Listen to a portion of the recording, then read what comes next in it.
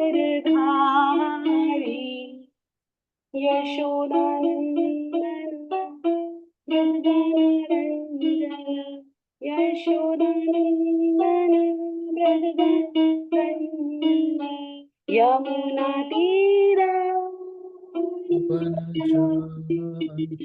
जय Ram Ram Kunj Vihari. Very nice. उसके बाद Hare Krishna Krishna Krishna Hare Hare Hare Ram Ram Ram Hare Hare Hare Krishna Krishna Krishna Krishna Hare Hare Hare Ram Ram Ram Hare Hare Hare Krishna. Very nice. Which keep practicing, and yeah, and this is the best age to learn any instrument. Actually, I saw that when our Prabhuji was teaching harmonium and kartal, they all in the group, they were singing the same bhajan, and the different bhajan also sounds so nice. So let's get back to our prayer. We will start with, by this time I think you all should have remembered that prayer. Om Agyana Timrandasya Gyananjana Shalakaya Chakshulunmitam Yena Tasmai Shri Guruve Namaha. Shri Chaitanya Manobishtam Stapitam Yena Bhutale Swayam Rupam Kadamayam Dadantim Sampadantikam Vandeham Shri Guru Shri Yukta Padakamalam Shri Guru Vaishnavamscha Shri Rupam Sagrajatam Sahagana Raghunatam Visam Sajivam Sadvaitam Savabhutam Parijana Sahishra Krishna Chaitanya Devam Shri Radha Krishna Padam Sahagana Lalita Shri Vishakha Vitamscha He Krishna Karuna Sindhu Dinabandhu Jagatpate Gopesha Gopika Kanta Radha Kanta Namastute Tapta Kancha Gaurangi Radhe Vrindavaneshwari Vrishabhanu Sute Devi Pranamami Hari Priye Vanchakalpatarubhasya cha Kripa Sindhu Bhavacha Patitanam Pavnebhyo Vaishnavebhyo Namo Namaha. Shri Chaitanya Shri Krishna Chaitanya Prabhu Nityananda Shri Advaita Gadadhara Shivasadi Gaura Bhakta Vrinda Hare Krishna Krishna Krishna Hare Hare Hare Ram Ram Rama Hare Hare. Hare Krishna. So we are continue from the chapter number 4. So we did, I think, in the previous class, shloka number 7 and shloka number 8. So these two shlokas are giving the very good reference ki why the Lord appears after yuga, multiple yugas, why he appears. So we know that one. So just connecting the 2-3 chapters, the how Krishna is explaining to the Arjuna. In the previous chapter, we learn about the Karma Yoga. Krishna was, because Arjuna having the difficulties, because he is the Kshatriyas, but he has the difficulties that why I should fight. Because you are giving me so many knowledge now, is better I should give up this and go back. Better I should beg. Then Krishna was explaining the briefly is, Krishna is saying that you should understand your kartavya, your responsibility, what is your job, because you are a Kshatriya. And he gave lot of informations. So there we learn one thing, anytime when the karma yoga will come in your mind, you should remember that 3 things. What was the 3 thing was? Any person, before coming to the Krishna consciousness, we are in the sakarma, right? Then from after reading the Shastras, we know that we need to be in akarma. In between, there is the vikarma also. So the sakarma, vikarma, and akarma. So these are the 3 different phases where we are learning the entire chapter of the Karma Yoga. So now, if you don't do anything, I'm not doing any mistake. I'm not harming anyone. I'm just doing my job. Still, that is not good enough, because during that time you will do the many mistakes also. While walking, we are killing so many ants. While breathing, we are doing this one, and we are eating because I'm not offering that prasadam to the Lord. So whatever I'm eating now is also a sin, because it's like a thief. You are taking all the things which is produced by the Lord, and we are, without remembering him, we are taking that, we are consuming that things. So that also is sin. So that part of the sakarma, before we came to this Krishna consciousness or any bhakti path, because there are 4 sampradayas. So this Vaishnava sampradaya during this Sanatana Dharma, for me also, I learned this one after coming to the US, that understanding from the Bhagavad Gita what is prescribed for us. So we are not, maybe some of you born in the Kshatriya family or the Yadav families who are Kshatriya, who are protecting the country. But we are not that kind of person, right? We are doing the job. But now, before coming to this, I was in the Sakarma. I'm not hurting anyone. I'm not thinking bad for other people. But at the same time, that is not good enough to recover all my sin. So we need to progress to the second level, which is akarma. Akarma says that now from this chapter, now Krishna is saying that I am coming every millennium after millennium to giving this knowledge to you. The chapter name is Transcendental Knowledge. And he is saying that I am coming, sometime I am not coming, but I am sending my representatives. Sometime Acharya will be there, and different Shaktavesha avatar. In the previous class, different avatars also we learn. So one of the thing is, all the Acharyas and the Goswamis, they are categorized in Shaktavesha avatars. Their primary purpose is to spread the knowledge. Give this knowledge in very simple way so that people like us can understand. So now in this chapter, in the 4th chapter itself, Krishna is talking about the Guru, Sadhu and Shastra. So the Guru is the one we need to have, and he is giving this example. We are going to read 2 shlokas or 3 shlokas today. He is completely giving that example that I myself appear and I am doing the same activity what I am asking you to do it. You see? So he is not saying something and he is not doing himself. As a Krishna also, he came as a Swayam Lord. His Guru can easily identify it. Sandipa Muni identified that you are not a normal person. You are a Supreme himself. How I can become your Guru? He says, no, I appear as like a simple human being, but I want to have a Guru. So Guru, Sadhu and Shastra. So all the Acharyas, all the Rishi Munis.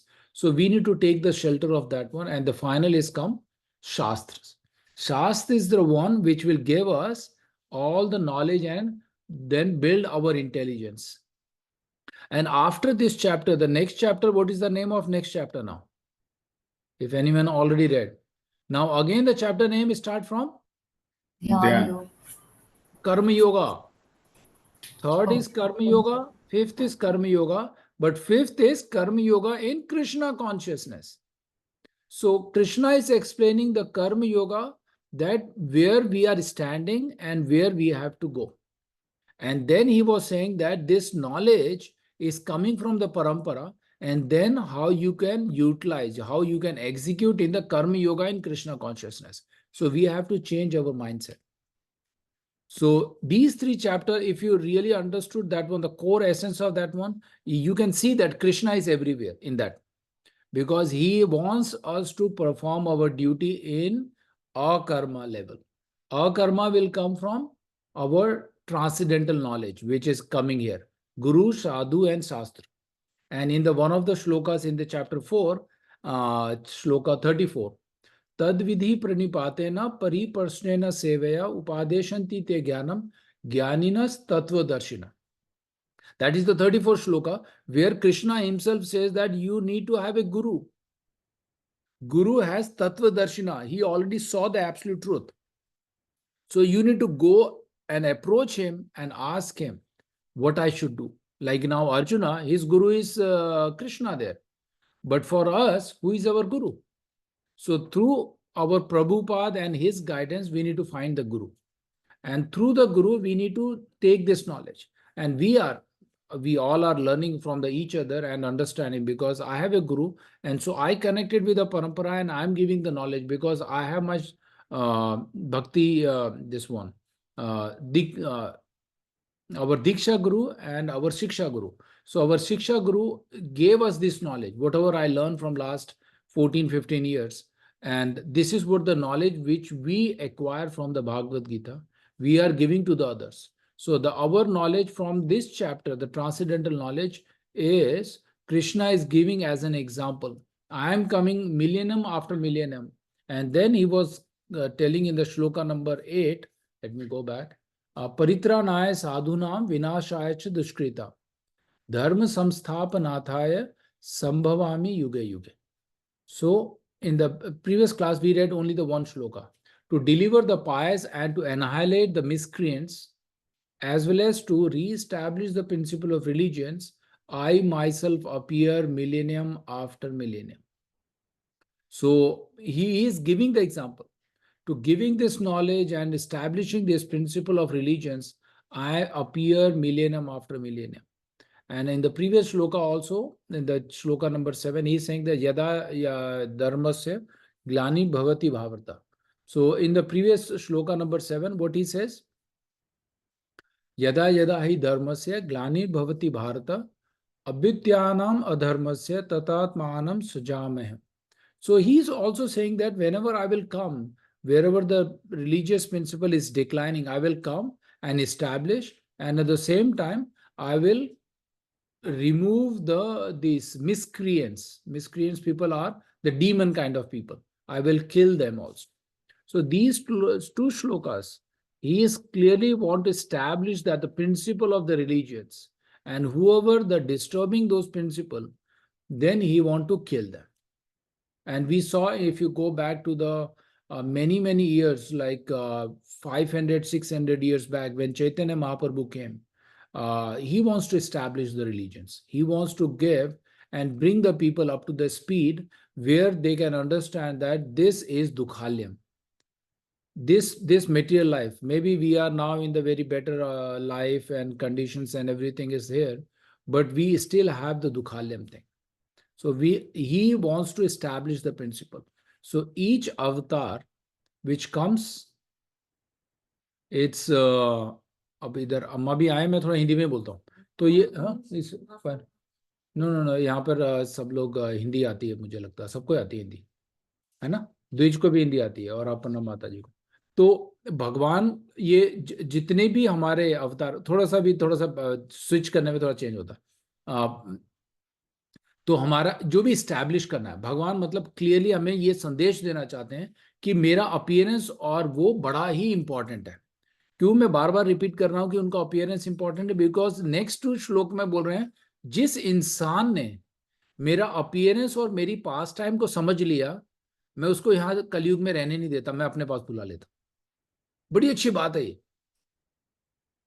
जिसने मेरे जन्म और मेरे ये लीलाओं को समझ लिया, वो यहां रहने लायक नहीं है, उसको गोलोका वृंदावन में आना चाहिए.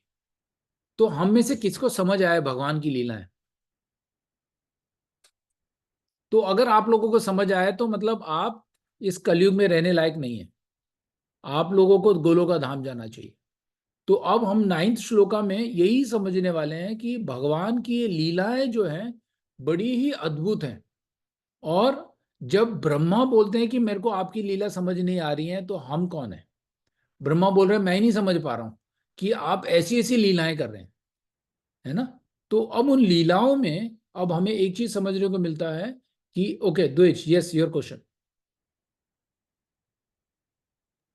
तो इसलिए कहते थे श्रीमद् भागवतम को पढ़ोगे तो फिर सारा आप मुक्त हो जाते हो, बिकॉज हाँ, इसलिए भागवतम जो है वो कृष्णा हिमसेल्फ ही है. हर एक कैंटो जो है एक एक भगवान के अंग को दर्शाता है. जो पहले 2 कैंटो हैं भगवान के चरण है, और तीसरा और चौथा उनके थाई है, 5वां उनका नेवल है, 6ठा उनका स्टमक है, 7वां 8वां उनके शोल्डर्स और चेस्ट है, 9वां उनका नेक है, 10वां उनका फेस है, राइट, और 11वां उनका माथा है, और 12वां उनका मुकुट है. तो भगवान का पूरा जो रूप है वो भागवतम को ही दर्शाता है। तो अगर हमने भागवतम को बहुत बारीकी से समझ लिया तो क्या होगा कि हमें पूरी लीलाओं को समझने का मौका मिलेगा कि भगवान ने ये क्यों किया है। और भगवान की लीलाओं को कौन समझा रहा है उधर? सुखदेव गोस्वामी। और समझ कौन रहा था? परीक्षित महाराज, क्योंकि परीक्षित महाराज के पास सिर्फ 7 दिन थे।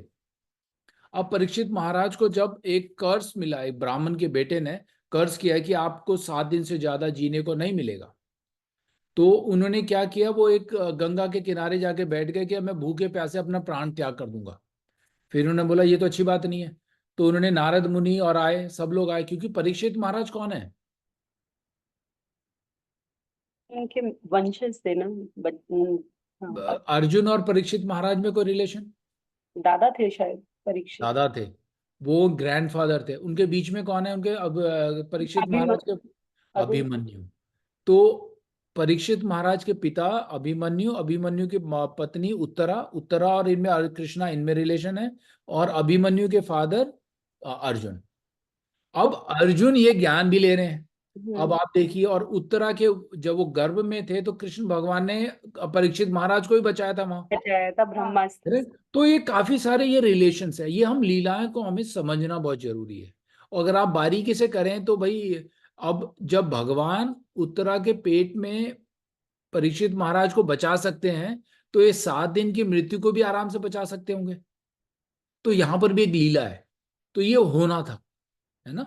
तो हमें ये बारीकी से भगवान की जो लीलाएं हो रही हैं उनको समझना चाहिए, क्योंकि जब हम उसको समझने लगेंगे तो हमें लगे अरे भगवान ने यहाँ पे भी ऐसे किया, वहां पे आपको हर, फिर आप सत्य युग से कनेक्ट करके द्वापर युग तक आइए, आपको लगेगा कि भगवान ने ये लीला पहली कमिट कर दिया था सतयुग में और जाके द्वापर युग में किया। तो आपको बहुत सारे कनेक्शंस मिलने लगेंगे, तो पता चलेगा ये भगवान की लीलाएं हैं। और ये भगवान करते क्यों है? क्योंकि ये भक्तों की इच्छा होती है। भक्त सतयुग में एक इच्छा करता है, बोलते मैं अभी नहीं दूंगा पर दूंगा जरूर, उनको द्वापर युग में देते हैं। बहुत सारे हमारे गोपीज थे जो त्रेता युग में इच्छा करते थे वो राम से शादी करने के लिए, उन्होंने बोला मैं अभी नहीं करूंगा, मैं तुमको द्वापर युग में मौका दूंगा। तो 16,000 जो पत्नी है वो सब इच्छाएं वाली हमारे त्रेता युग से आ रही है। तो आपकी इच्छा जैसी होगी भगवान वैसी पूर्ति करते हैं। अब हमारी इच्छा होती है सेंस ग्रेटिफिकेशन, एंजॉय करें भाई, भगवान को भूले और अपनी इच्छाएं करें। तो भगवान बोलते हैं तथास्तु। जब हम वो करने लगते हैं तो क्या होता है, हमें उसके अकॉर्डिंगली जो सिन और कर्म है हमें दुख मुश्किल मिलता है। फिर आप भगवान से बोलते हैं हमने, भगवान हमने क्या गलती किया तो जो हमें सजा दे रहे हो। तो जैसे जैसे हम भगवान से दूर जाएंगे माया हमें उतनी उतनी अपने पास पकड़ती हुई आएगी। जैसे ही आप भगवान को याद करने से दूर रहेंगे माया बोलेगी इसको पकड़ो। तो इसलिए हमें कोशिश ऐसे करना है कि भगवान 24/7 कैसे हम भगवान के साथ जुड़े रहें, कि हमें ये दुख तकलीफ ना हो।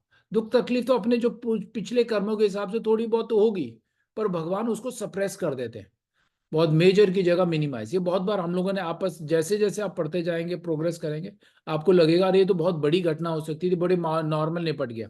ये बहुत बार आपको अपने आप अनुभव होने लगेगा। ये भागवत गीता और भागवतम का ये चमत्कार ही है, आप मान के चलिए। जैसे जैसे आप भगवान के साथ जुड़ने लगेंगे आपको बहुत सी जैसे लगे तो बड़ा मुश्किल काम था मैं बड़े आसानी से कर दिया। ये भी भगवान की लीला है ना। तो हमें उस गहराई में उतनी डीपली समझना है कि ये जो भी हो रहा है cause of all causes, Brahma खुद बोलते हैं ईश्वर परम कृष्ण सच्चिदानंद विग्रह अनादिर आदिर गोविंद सर्व कारण कारणम। तो भगवान की हर एक के कॉज के पीछे एक एक उसमें भगवान की ही लीला है, ब्रह्मा खुद कहते हैं। अभी हम लोग भागवतम पढ़ रहे हैं कैंटो 3, और उस कैंटो 3 में कैंटो 3 नहीं कैंटो 2 में ब्रह्मा खुद नारद अपने बेटे को बता रहे हैं कि ये सृष्टि मैंने नहीं बनाई है, ये इसको सबको करने का जो जो एनर्जी मुझे मिली है वो भगवान ने दी है, और उनके डायरेक्शन के मुताबिक ही मैं बना रहा हूं, मैं तो एक जस्ट जरिया हूं कि मुझे बोला गया ये करो करके। जैसे हम लोग डेवलपर होते हैं तो हमें कोई काम मिलता है ऑफिस में, हमें पूरा रिक्वायरमेंट प्रिस्क्रिप्शन और भाई उसका एंड रिजल्ट क्या होना चाहिए हमें पूरा बताया जाता है। तो हम उस स्पेसिफिकेशंस को लेते हैं और उसी हिसाब से करते हैं, राइट। तो इसी तरीके से भगवान ने भी जब यूनिवर्स का रचना किया तो ब्रह्मा को वो जो भी उसको रिक्वायरमेंट थी वो दी और बोला ब्रह्मा भाई ये सब क्रिएशंस करना है, राइट। तो let's come back to our Bhagavad Gita. Bhagavad Gita में अब श्लोका नंबर 10 पढ़ते हैं। नो नो सॉरी, अब मेरा 9 रहता है, ninth. So let me read this one and 9 and 10. Okay. जन्म कर्म च मे दिव्यम एवं यो वेति तत्वतः त्वाक्त्व देहम पुनर्जन्म नेति मामेति सो अर्जुन। भगवान क्या बोल रहे हैं इसमें? Translation, one who know the transcendental nature of my appearance and activities does not upon leaving the body take his birth again in this material world but again attain my eternal abode, O Arjuna. So इसका हिंदी में तात्पर्य यह है कि जो इंसान मेरे transcendental nature, मेरा अपीयरेंस और मेरी एक्टिविटी को समझ जाता है तो इस शरीर को छोड़ने के बाद वो मेटीरियल वर्ल्ड में कभी नहीं आता। इससे पहले 2 श्लोक में क्या बताया भगवान ने कि मैं क्यों आता हूं और क्या इस्टैब्लिश करता हूं, रिलीजियस प्रिंसिपल इस्टैब्लिश करता हूं और मेरी लीलाएं अलग अलग है। अब इस श्लोक में क्या बोल रहे हैं? जो मेरे उस ट्रांसेंडेंटल नेचर को समझ जाता है वो, और मेरे अपीयरेंस और मेरी एक्टिविटी, जो मेरी लीलाएं को समझता है, इस शरीर को छोड़ने के बाद वो इस दुखालयम वर्ल्ड में, मेटीरियल वर्ल्ड में कभी नहीं आता। और वो कहाँ जाता है? मेरे इटर्नल अबोर्ड में। इटर्नल जिसका ना कभी शुरुआत है ना अंत है। एक बार जो वहां पहुंच जाएगा वो कभी भी इस दुखालयम वर्ल्ड में नहीं आएगा। बड़ा इजी मेथड है। अब पर्पट में श्रील प्रभुपाद क्या बोलते हैं? The Lord descent from his transcendental abode is already explained in the 6th verse. One who can understand the truth of the appearance of the personality of Godhead is already liberated from the material bondage. And therefore, he returned to the kingdom of the God immediately after quitting this present material body. Such liberations of the living entity from the material bondage is not at all easy. The impersonalists and the yogis attain the liberations only after much trouble and many births. Even then, the liberations they achieve, merging into the impersonal Brahma Jyoti of the Lord, is only the partial. There is the risk of returning to this material world. But the devotee, simple by understanding the transcendental nature of the body and activity of the Lord, attain the abode of the Lord after ending this body and does not run the risk of returning to the material world. In the Brahma Samhita, it is stated that the Lord has many forms and the incarnation, Advaitam, Achyuktam, Anadim, Ananta Rupam. Although there are many transcendental forms of the Lord, there are still one of the same Supreme Personality of Godhead. One has to understand this fact with the conventions, although it is incomprehensible to mundane scholars and empiric philosophers, as stated in the Vedas, Purusha Bohidini Upanishad, Eko Deva Nitya Linanukrito Bhaktya Vyapi Hriday Anantar Atma. The one Supreme Personality of Godhead is eternal, engaged in many transcendental forms in relationship with the unalloyed devotees. This Vedic version is confirmed in this verse of the Gita personally by the Lord. He accepts this truth on the strength of the austerity of the Vedas and the Supreme Personality of Godhead, and who does not waste time in the philosophical speculations, attain the highest perfection stage of liberations. Simply by accepting this truth on faith, one can without a doubt attain the liberations. The Vedic versions Tat Tvam Asi is actually applied in this case. Anyone who understands the Lord Krishna to be the Supreme, and one who says unto the Lord, you are the same Supreme Brahman, the personality of Godhead, is certainly liberated instantly, and consequently his entrance into the transcendental association of the Lord is guaranteed. In other words, such a faithful devotee of the Lord attain the perfection, and this is confirmed by the following Vedic assertions. Tam evam vidhitvatvi mrityum eti manya pantha vidyate yanaya. One can attain the perfect stage of liberations from birth and death simply by knowing the Lord, the Supreme Personality of Godhead, and there is no other way to achieve these perfections. Shweta Vatra Upanishad 3.8, that there is no alternative mean that anyone who does not understand Lord Krishna as the Supreme Personality of Godhead in surely in the mode of ignorance, and consequently he will not attain salvation simply, so to speak, by licking the outer surface of the bottle of honey, or by interpreting the Bhagavad Gita according to the mundane scholarship. Such empiric philosophers may assume very important role in the material world, but they are not necessarily eligible for liberations. Such puffed up mundane scholars have to wait for the causeless mercies of the Lord, of the devotees of the Lord. One should therefore cultivate the Krishna consciousness with faith and knowledge, and in this way attain the perfections. It's so nicely explained by Prabhupada, was giving that one. There is no other way. If you don't understand the Supreme Personality, his activities and the appearance, then it's impossible. But he was giving the example of the impersonalist, these Mayavadi people, right? They are giving their mundane theory that, okay, God is like this, or he's in Brahma Jyoti, he is Nirankar, this or that. But Krishna is not saying this in Bhagavad Gita.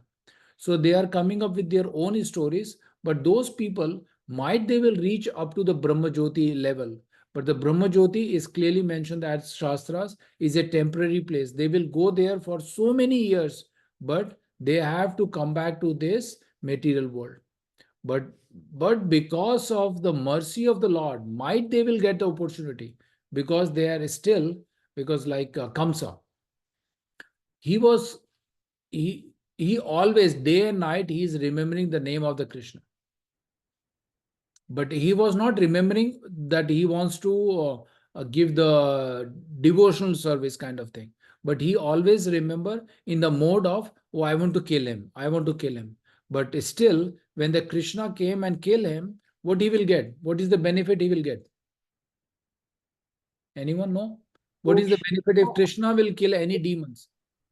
वो इस जीवन मरण के जो circle है उससे निकल जाए, उससे निकल जाते हैं। अगर कृष्ण आकर के किसी का उद्धार करते हैं या उनको मारते हैं, या एक बार भगवान एक बार दृष्टि डालते हैं, वो इस जीवन मृत्यु से बाहर आ सकता है।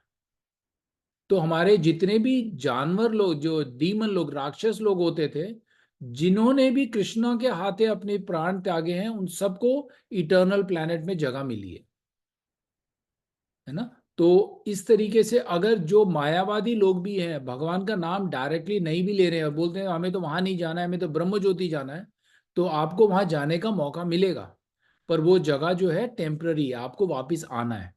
बट ये है कि वहां पे लाइफ स्पैन ज्यादा है, बहुत सारे हेमिली प्लैनेट्स हैं, कोई स्वर्ग की इच्छा कर रहा है, कोई चंद्रलोक की इच्छा कर रहा है, जाने को वहीं मिलेगा क्योंकि आपकी इच्छा वही है, बट आपको वहां से वापिस आना पड़ेगा, क्योंकि वो जो लोग हैं वो हमारे 3 मोड से ग्रस्त हैं। 3 मोड जो गुडनेस, पैशन एंड इग्नोरेंस, सात्विक, राजसी और ये जो तामसिक है, उन गुणों से जो भी चीज जुड़ा हुआ है वो टेम्पररी है। हमारा कलयुग तो गुण जुड़ा ही है, और ये जो लोग हैं ये भी जुड़े हुए हैं, करेक्ट। तो ये इसमें बड़ा क्लियरली है कि भगवान की अगर लीलाओं और अपीयरेंस को ना समझा जाए तो हम किसी भी कंडीशन में वहां पे जाने के लायक नहीं है। तो एक और श्लोक करते हैं। सो द्विज, यू वांट टू रीड ना? Read the first translation. Okay, let me read the shloka. This shloka, you know, as a learning, right? Please try to recite these shlokas. 7, 8 and 9. These are very important shlokas. क्योंकि उन श्लोकों को पढ़ने के बाद आप जब प्रीचिंग भी करेंगे तो आपको बड़ा ही समझ आने लगेगा कि जब हम किसी को बताते हैं कि भगवान ने ही ये यहाँ पे बताया है। जैसे ये वाला श्लोक है, वीत राग भय क्रोधा मन माया माम उपाश्रिते भवतो ज्ञान तपस्य पुता मद भवतम आगता। तो ट्रांसलेशन है, okay Dwij, you want to read translation? Being freed from attachment, fear, and anger, being fully absorbed in me and taking refuge in me, many persons in the past become purified by knowledge of me, and thus they all attain transcendental love for me. As described above, it is very difficult for a person who is too material affected to understand the personal nature of the Supreme Absolute Truth. So generally, people who are attached to the bodily conception of life are so absorbed in materialism that it's almost impossible for them to understand how the Supreme can be a person. Such materialists cannot even imagine that there is a transcendental body which is imperishable, full of knowledge and eternally blissful. In the materialistic concept, the body is perishable, full of ignorance and completely miserable. Therefore, people in general keep the same bodily idea in mind when they are informed of the personal form of the Lord. For such materialistic men, the form of the gigantic material manifestation is supreme. Consequently, they consider the Supreme to be impersonal. And because they're too material absorbed, the conception of retaining the personality after liberation from matter frightens them. When they are informed that spiritual life is also individual and personal, they become afraid of being persons again, and so they naturally prefer a kind of merging into the impersonal void. Generally, they compare the living entities to the bubbles of the ocean, which merge into the ocean. This is the highest perfection of spiritual existence attainable without individual personality. This is a kind of fearful stage of light, devoid of perfect knowledge and spiritual existence. Furthermore, there are many people who cannot understand spiritual existence at all.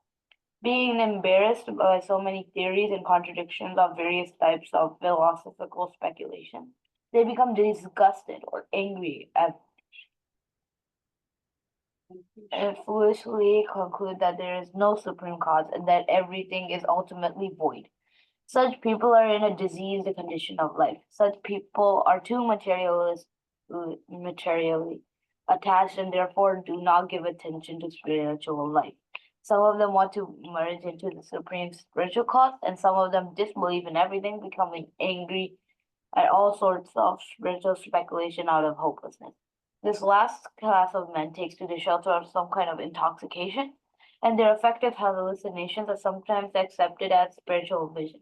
One has to get rid of all three stages of material consciousness: attachment to material life, fear of a spiritual or personal identity, and the conception of void that arises from frustration in life. To get free from these three stages of the material concept of life, one has to take complete shelter in the Lord, guided by the bona fide spiritual master, and follow disciplines and regulatory principles of devotional life. The last stage of the devotional life is called bhava, or transcendental love of Godhead. According to Bhakti Radhamartha Sindhu, the science of devotional service, in the beginning, one must have to have a preliminary desire for self-realization. This will bring one to the stage of trying to associate with persons who are spiritually elevated. In the next stage, one becomes initiated by an elevated spiritual master, and under his instruction, the neophyte devotee begins the process of devotional service. By execution of devotional service under the guidance of the spiritual master, one becomes free from all material attachment, attains steadiness in self-realization, and acquires a taste for hearing about the absolute personality of Godhead, Sri Krishna. This taste leads one further to attachment for Krishna consciousness, which is matured in bhava, or the preliminary stage of transcendental love for God. Real love for God is called prema, the highest perfectional state of life.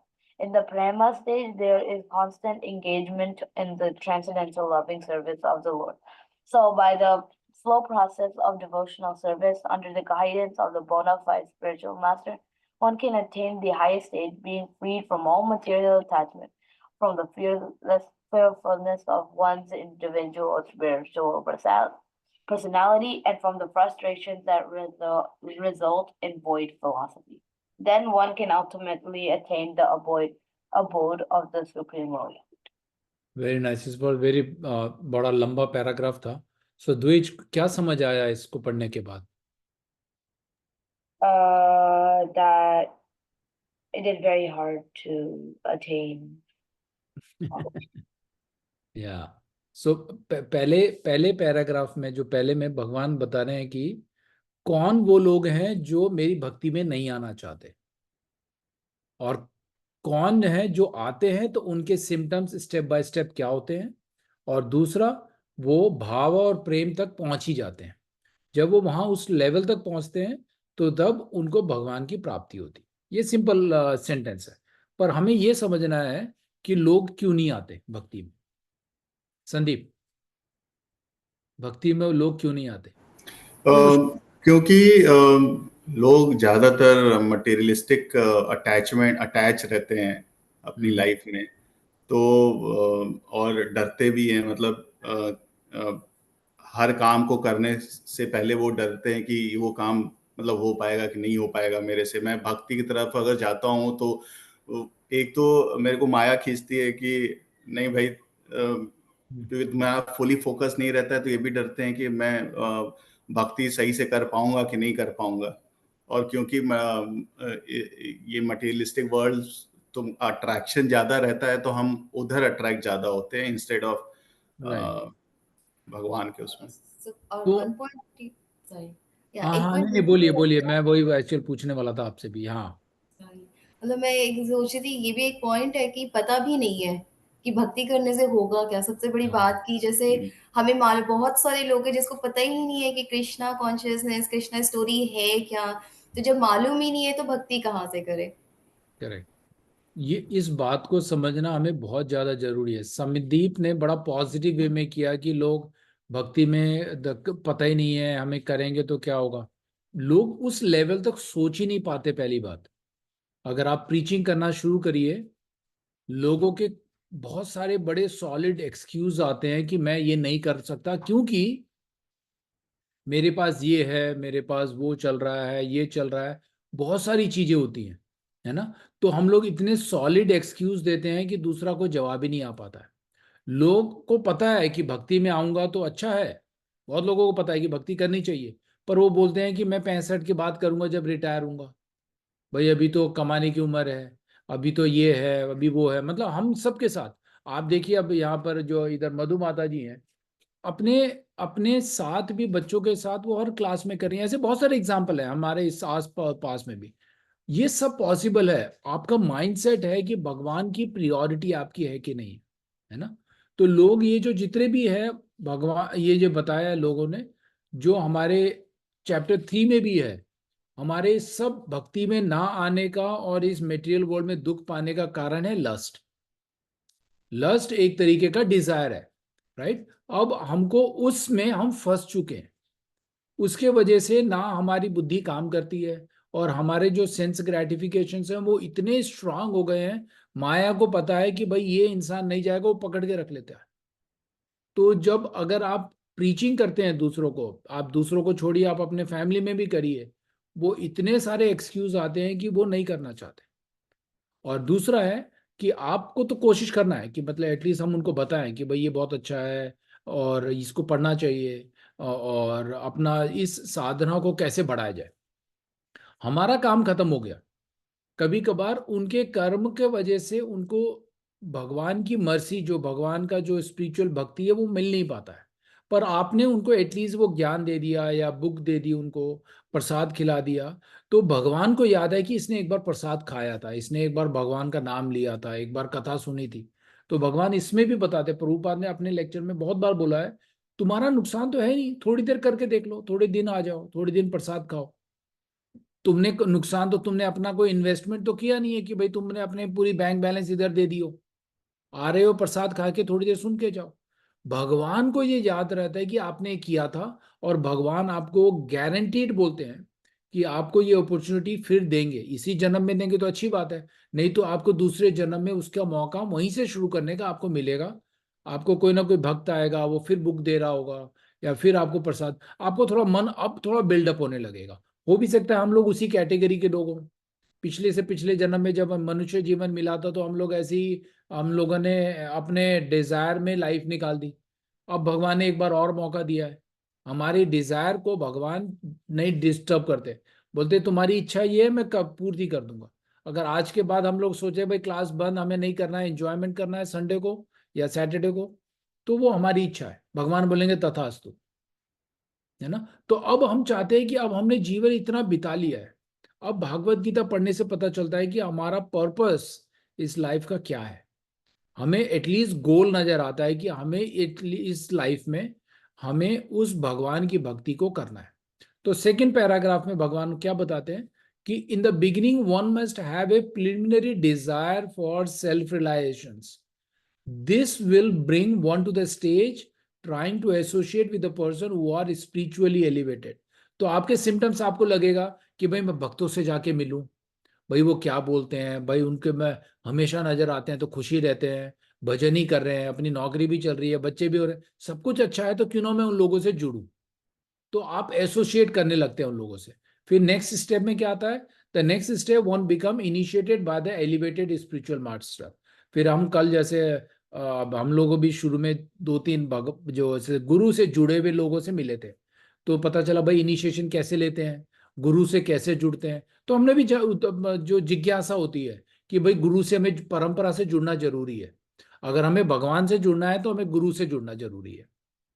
तो भाई initiation क्या तरीका है, तो वो लोग जो थोड़ा सा मन में उत्सुकता होती है वो आगे बढ़ करके किसी एलिवेटेड स्पिरिचुअल मास्टर से जुड़ने की कोशिश करते हैं, and under his instruction the neophyte devotee begin the process of devotional service. So आपकी थोड़ी सी जिज्ञासा, थोड़ी सी इंटरेस्ट एसोसिएशन और गुरु से जुड़ने में सहायता करती है। जब वो करने लगता है तो बाद में भगवान ने क्या बताया कि एक लेवल आता है भाव, भाव के बाद आता है प्रेम। वो शुरू होता है श्रद्धा से। आपकी जैसी श्रद्धा बढ़ती रहती है, श्रद्धा, साधु संग, भजन क्रिया, रुचि, अनासक्ति, एंड देन भाव एंड प्रेम, या अनाशक्ति। जब क्या होता है कि आपके जितने भी अनर्थ होते हैं वो खराब खत्म होते रहते हैं, फिर आपकी रुचि बहुत बढ़ती है, फिर आप उस भाव लेवल में आ जाते हैं। वो भाव में आपका सिर्फ फोकस भगवान की डिवोशनल सर्विस में रहता है और कुछ नहीं रहता है। उसके बाद लास्ट लेवल आता है लव, प्रेम, जो हमारी गोपीज करती थी। तो आपका शुरू आपको अभी श्रद्धा से है, अभी आपकी श्रद्धा ही सॉलिड नहीं है। अबे हाँ ठीक है, अरे चल ही रहा है, मालूम है अच्छा है, मतलब एक वो मन में वो भाव और वो श्रद्धा नहीं आया। तो आप श्रद्धा, फिर आपको साधु संग में करना पड़ेगा, श्रद्धा और बिल्डअप होगी। फिर एंड में जाकर के आपको अनर्थ निवृत्ति करनी है। अनर्थ निवृत्ति, जो भी अनर्थ हमने किए हैं, जो हमारे हृदय में है, एक राक्षस रूपी तरीके से बसे हुए हैं, उनको खत्म करना है। वो खत्म होते रहेंगे एक्चुअल में। जैसे जैसे आप साधुओं का सत्संग करते हैं तो वो हमारे जो अनर्थ निवृत्ति है वो चली जाती है। तो प्रभुपाद ने इसमें क्या बताया कि वो भाव स्टेज में आ जाता है इंसान, फिर रियल लव बिल्डअप करता है, जो जिसको प्रेम, वो हमारा highest perfection of the life है। पर अब बहुत सी कथाएं हैं जो हमारे भागवतम में, हम बहुत से लेवल में जाने के बाद नीचे गिर भी सकते हैं। जैसे भरत महाराज थे, तो जब वो भरत महाराज भाव स्टेज में थे तो वो उनको अटैचमेंट हो गया एक डियर से। तो वो जब आपने अंतिम सांस में भी भगवान को याद करने की जगह वो डियर को याद कर रहे थे, तो क्या हुआ रिजल्ट, किसी को मालूम है? भरत महाराज ने जब अपना प्राण त्यागा तो दूसरा जन्म उनको क्या मिला? ये डियर का मिला। वो भाव लेवल में थे, बिल्कुल 8 लेवल, टॉप मोस्ट लेवल में करने के बाद भी उनको एक डियर का, एक हिरन का जन्म लेना पड़ा। पर अच्छाई क्या थी उसमें कि वो उन्होंने जन्म एक ऋषि के घर में लिया।